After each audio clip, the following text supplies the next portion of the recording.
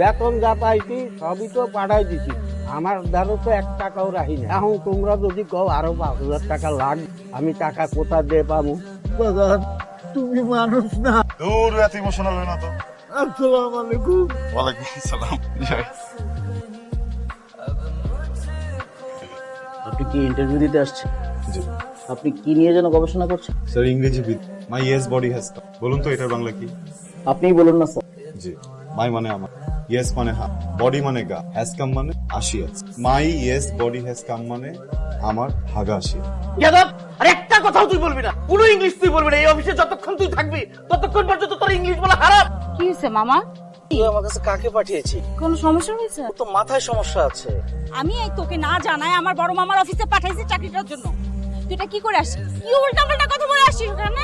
সবকিছু তোর কাছে ফান মনে হয়? জীবনটা ফান। আজকের পর থেকে তুই আমার সাথে আর কোনো যোগাযোগ করবি না।